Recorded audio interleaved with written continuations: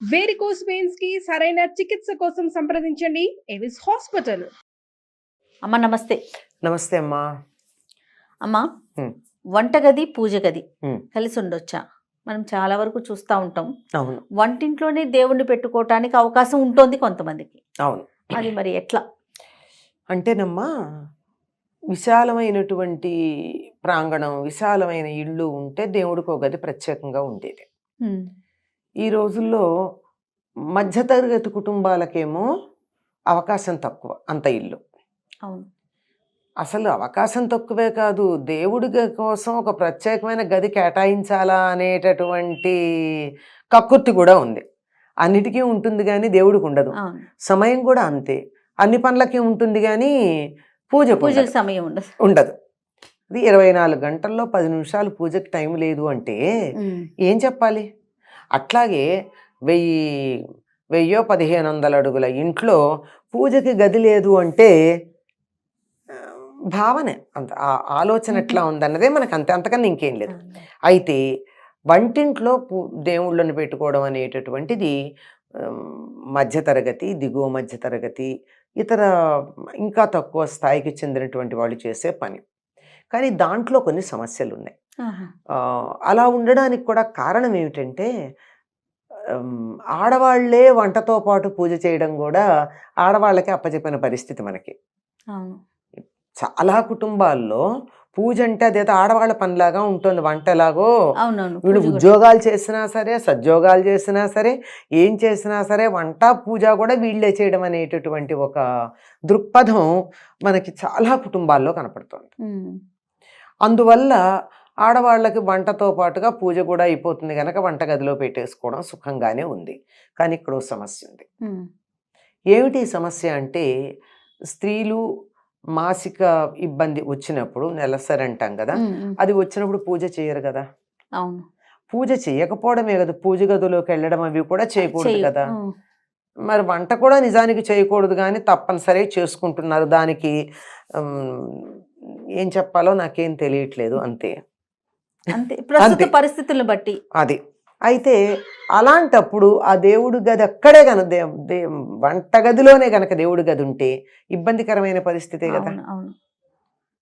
అందువల్ల దానికి కాస్త ప్రత్యేకమైన మరుగు ఏదైనా ఉన్నట్టయితే, ఇలా వీలు కానప్పుడు, పైగా ఇళ్లల్లో ఈ రోజుల్లో ఎవరిని ఏమనే పరిస్థితులు లేవు. ఎందుకంటే మన పెంపకాలు అలా ఉన్నాయి. పిల్లల్ని తప్పు పట్టట్లా నేను, మన పెంపకంలో ఉన్న దోషం అది. అందువల్ల వాళ్ళు బయట నుంచి ఎక్కడ పడితే అక్కడ తిరిగి వచ్చి ఎట్లా చేస్తే అట్లా చేసి వచ్చి స్నానాలు చేయకుండా ఒక్కొక్కప్పుడు చెప్పులతోనే లోపలికి వచ్చి, కరోనా పుణ్యమాన ఆ పని మానేసామనుకోండి, చెప్పులతో తిరగడం, ఈ చెప్పులతో లోపలికి వచ్చి ఇట్లాంటివన్నీ చేస్తూ ఉంటే వంటింట్లోనే చేయకూడదు. కానీ ఏమనలేని పరిస్థితుల్లో దాన్ని కూరుకుంటున్నాం. అట్లాంటి దేవుడు అక్కడుంటే ఇలాంటివన్నీ ఎలా కుదురుతాయి? కానీ అంత పెద్ద ఇల్లు, దేవుడికో ప్రత్యేకమైన గది, కనీసం ఒక మనిషి కూర్చునేటంత చిన్న గదిగా అన్నా ఏర్పాటు చేసుకునే వీలు లేని పరిస్థితులు వస్తున్నాయి. అందుకని కొంతమంది ఉన్నంతలో సర్దుకోవడానికి చేసే పని ఏమిటంటే, ఆ దేవుణ్ణి వంటింట్లో పెట్టుకున్నప్పుడు అదొక షెల్ఫ్ లాగా పెట్టడము, లేకపోతే దానికి తలుపులు పెట్టడము, అది వీలు కానప్పుడు ఒక కర్టెన్ లాంటిది వేయడము లాంటివన్నా చేస్తున్నారు. ఇది కొంతవరకు పూజ వంట తనే ఆడవాళ్లే చేయాలనే నియమం ఉన్నప్పుడు మాత్రం అలా వంటింట్లో ఉండడమే సరైనటువంటి పద్ధతి. ఎందుకంటే ఇక్కడికి ఎక్కడికి గంతులు వేస్తూ కాళ్ళు జారి పడటం కన్నా దగ్గరలో ఉంటే సుఖం కదా. అవకాశం ఉంటే సరే సరే, లేకపోతే అవకాశం ఉంటే మాత్రం అది విడిగా ఉండడం ఉత్తమం అమ్మ. ఇంట్లో ఒక కాస్త ప్రదేశం, ఒక డైనింగ్ టేబుల్ పెట్టేంత ప్లేస్ అన్నా మీకు దేవుడి కోసం కేటాయించలేరా?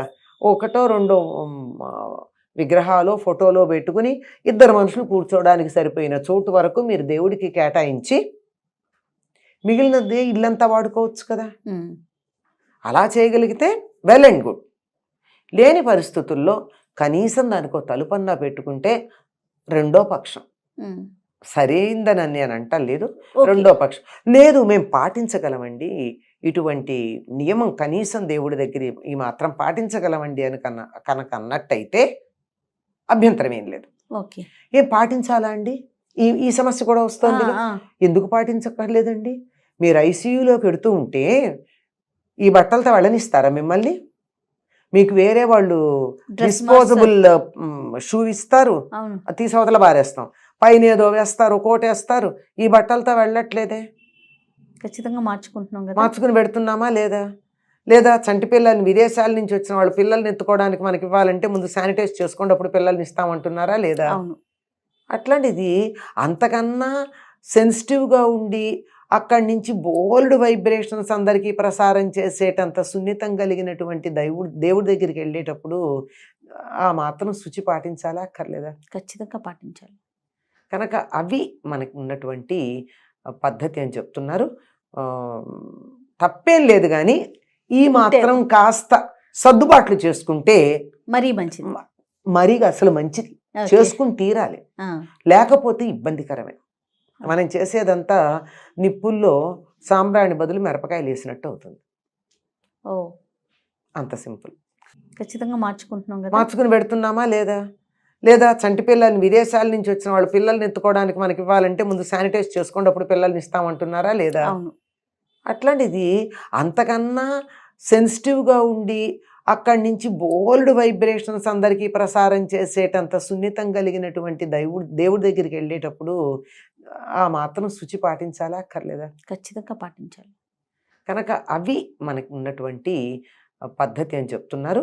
ఆ, తప్పేం లేదు, కానీ ఈ మాత్రం కాస్త సర్దుబాట్లు చేసుకుంటే మరీ మంచిది. మరీ అసలు మంచిది. Okay. చేసుకుని తీరాలి, ఆ, లేకపోతే ఇబ్బందికరమే. మనం చేసేదంతా నిప్పుల్లో సాంబ్రాణి బదులు మిరపకాయలు వేసినట్టు అవుతుంది. ఓ అంత సింపుల్.